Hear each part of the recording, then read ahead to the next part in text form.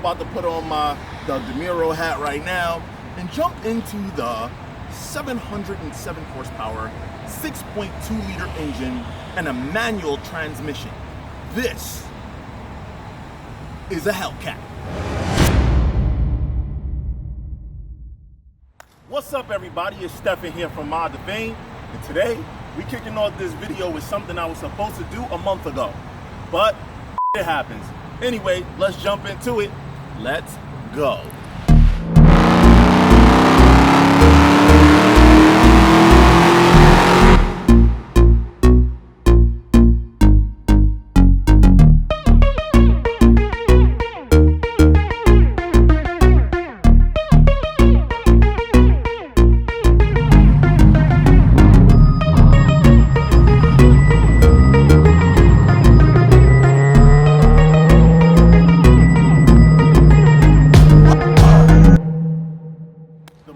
January.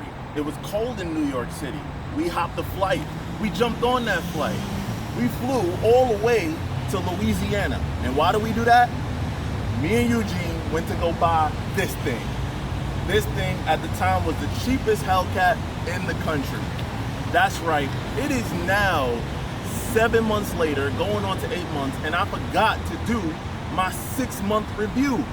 I just been having a lot of fun with the car, but we're gonna jump into that right now.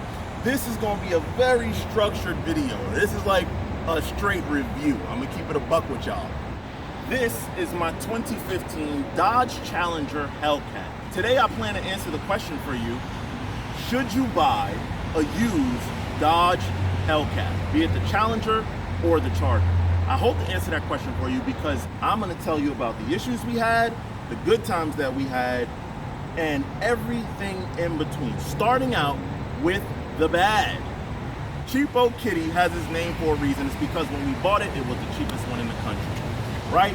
So that's gonna come with a couple things. So when we purchased Cheapokitty, the front bumper had some damage to it.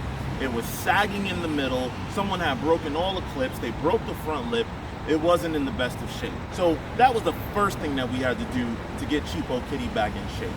Now, the first issue that we ever had with Cheapokitty was one day driving the car, check engine light pops on, and it starts sputtering a little bit, but driving normal and then sputtering a little bit, and then it seems like it's missing.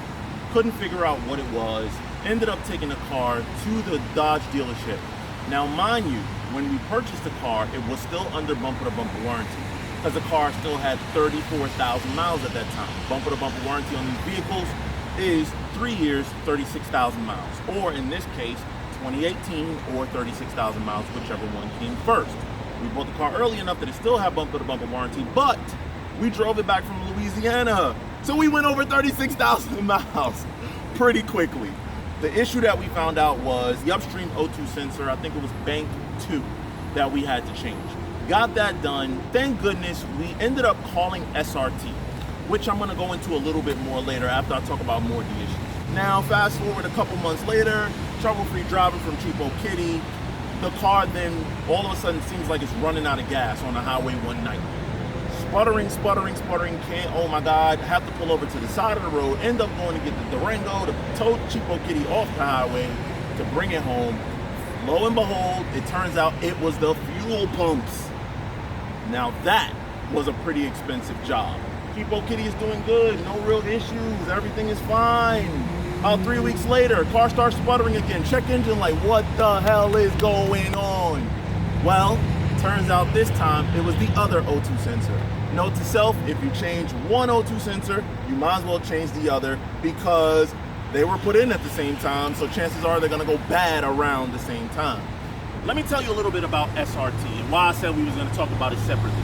SRT is a separate division from Dodge. So that's why it's important to understand the difference between a Dodge RT and a Dodge Scat Pack, and then once you reach SRT 392 and Hellcat and Demon. The reason why that's important is because SRT has its own customer service. It has its own claims process when something goes wrong with a car. So the first time something went wrong with the car, I went to the forums and it actually suggested to reach out to SRT and let them know, although the car wasn't under bumper-to-bumper warranty and O2 sensors are not covered under that, SRT ended up stepping up and doing a goodwill claim for me, meaning that I paid for it up front, they reimbursed me. Now, when the fuel pump went, I reached out to them again. Hey guys, loving the product, but this was an issue. So SRT actually paid for half of the cost, which was somewhere around, I think it was $1,800, I can't remember, but I'll link the video right now. Now, this last issue with the O2 sensor ended up costing a lot less because I didn't go through the dealer. I went through an independent, I purchased the part from Dodge parts department and had it installed by an independent. So that saved a lot of money. All in all, those are the issues in the last 7 months of ownership with this car. I haven't really had any other major issues or anything notable to talk about. Now, there was a freak accident. All my fault, had nothing to do with the car. I really been putting my foot in it, let's just say that. And I guess I got feet of steel or something because I actually broke my gas pedal in this car. That was a funny ass video. You should go back and look at that. Being that it's a manual transmission, I have the habit of clutching in, trying to go fast between clutching and gas. And it's the old school mentality of, you know, instead of drive by wire, the straight old school by cable, where if you did mash it, it would go faster. This is all electronic. It's gonna do the same thing no matter what you do. Unless you add a product that we're gonna add in the next video to Cheapokitty. Hint, hint, that's coming, subscribe now. But that concludes all the issues that we had so far with Cheapokitty. Now, let's talk about what we did to Cheapokitty so far. So far, to Cheapokitty, and I'm gonna play a beauty montage as I talk because I know y'all don't wanna sit here and just watch me talk about these things. So Brian, hit it with a beauty montage. The first thing that we did to Cheapokitty was lower it, thanks to our buddy Mission Flyer. Mission Flyer sent us the springs for the car. They are I-box suspension and it sits really nice. I mean, the car is really clean, real nice, sit real low. I love it like this. This was the first mod that we did to Cheapokitty. Then after that, Verde Wheels came through and said, Steph, throw these on the joints. We know that you have a big event coming up. We want you looking real, real good. As my man Demonology would say. We put Verde VFF O2 wheels on the car, 20 by 10 in the front, 20 by 11 in the back, with the 275 stock size up front and 315 35 20 in the rear. So that really, really helped settle the car. The car feels way more planted now. It felt sometimes that the stock Pirellis were just a little, and I had another brand on the tire on the car before that felt a little bit better, which we'll talk about in a future video. But as far as modifications, the only other thing that we've done to the car so far is add a K&N drop-in filter, which supposedly adds a few horsepower, but I can't tell the difference. You're not gonna feel such a small difference. I mean, what I've seen on the dyno that this car makes with that filter is another 8 wheel horsepower.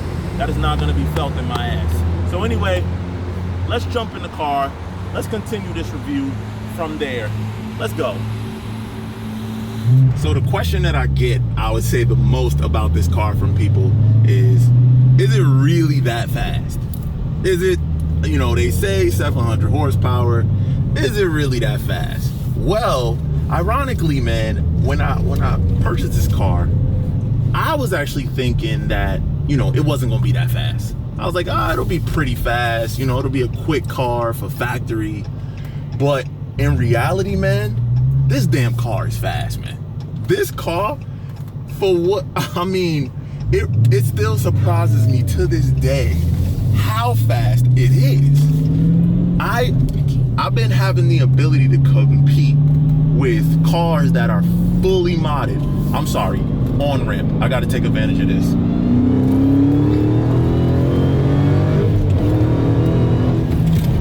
Hard on the brakes, over, going into a turn.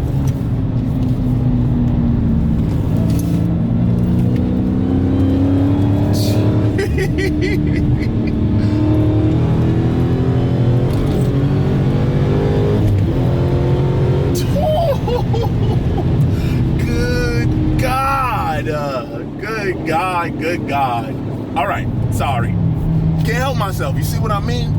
After all this time, you would think that I would get used to it and it wouldn't be new again. But I swear, every time my reaction is the same. I get giddy, I get happy, my hands get like, you know, excited and shaking, and I think it has a lot to do with not only how fast it is, but the manual controls. Again, this car is a manual transmission. So with the manual transmission, I have full control of the car, like everything. And what I love is you have the ability, if you want, to turn each and every nanny off. If you want to be crazy enough. And sometimes I am. You know the Almond Joy commercials, sometimes you feel like a nut and sometimes you don't. Well, when you feel like a nut and you just want to be a hooligan, cut the traction off, launch this thing in first gear, and just lay smoke forever and a day, because it has the power to do it. Even with these 315s, it still has the power to just smoke anything. You know what I mean? And I guess I can go on and on and on about how fast the car is, but no shit, Sherlock, right? Of course it is. But let's talk about things that you don't expect. And the thing that I would say that people don't expect the most is the handling capabilities of this big car. Now, this car is heavy. You know what I mean? For what it is. It's a two-door car, only seats 4 people, quite comfortably actually. But the car weighs 4,300 pounds. 4,300 pounds. That's a lot. That's a lot for a two-door car. But that being said, it masks it well. Not only through the power, but through its braking. The braking on this car is absolutely phenomenal for the price point that it's at, and for them not to be ceramics. It's actually pretty damn good. But, you know, we're about to go into some turns soon, so I think I want to have a little fun. Let's take a little break. Insert point of view right now. The thing that I love is this supercharger whine. Whew. Jesus. The thing is, this road is not the smoothest either. You know, it has good twisties, and it's not the smoothest. So the fact that the car is still well planted, well sorted, going into this turn a little high, we're gonna bring it down a little bit, and it progressively gets tighter.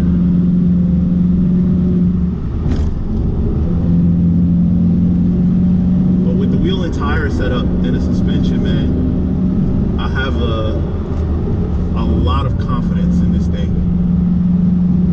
And the only reason why I'm not going a little harder is because it's traffic. Like, we're coming up on these cars, I don't want to scare them, so I'm bringing it on down slowly. Passing when it's safe.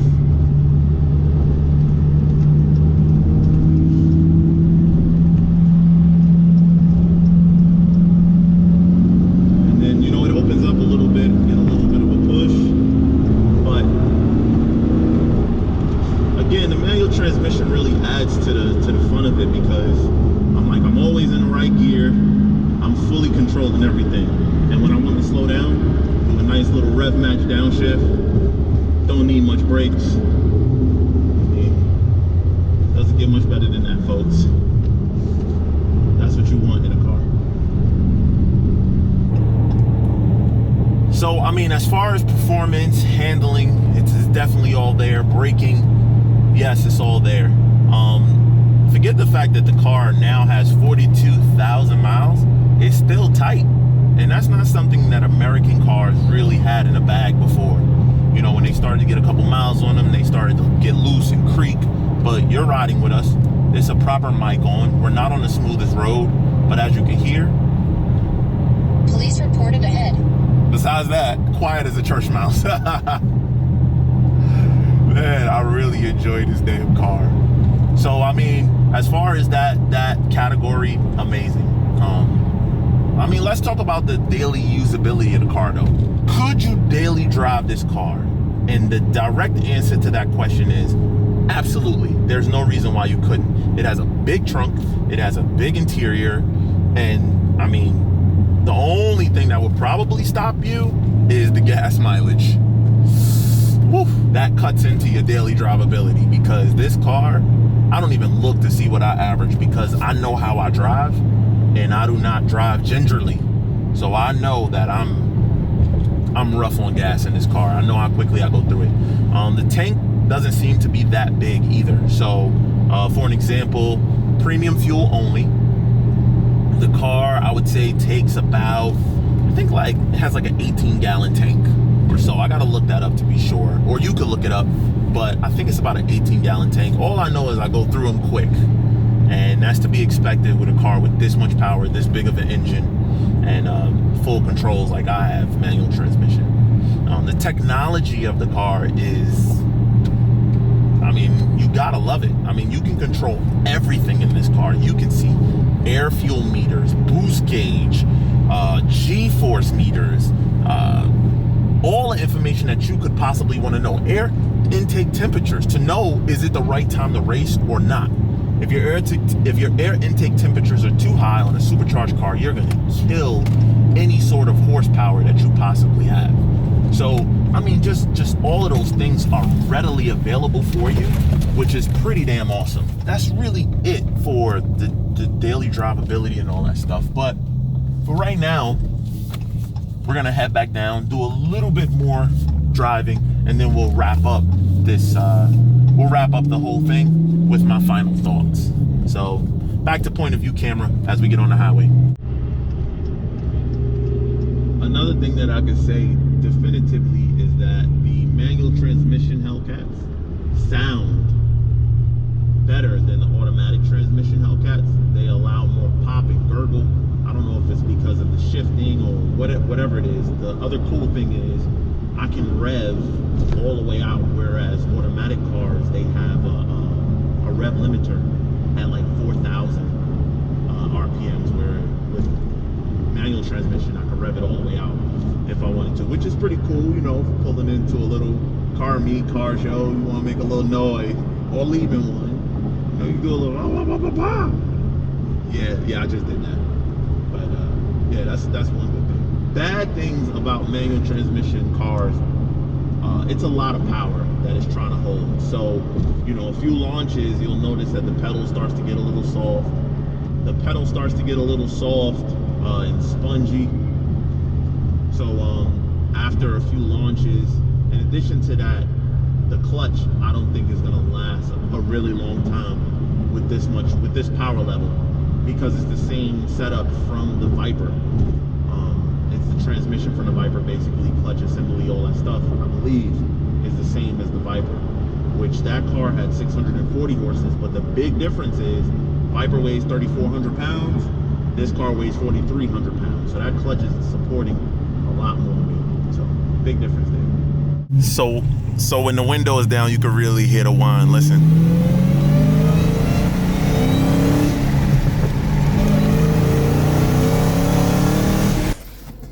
Well, guys, that wraps up the review of Cheapokitty, the 6-month review. Although we're about almost 8 months in, which is better for you guys. It's more of a real world experience. But the most important thing is that for you to take away that if you're looking to potentially buy a used Hellcat or new Hellcat or any SRT product or any Dodge Challenger, Charger, I hope that this was helpful for you. If so, drop it in the comments below. Yeah, I'm actually looking at getting to this or that, or considering this versus that.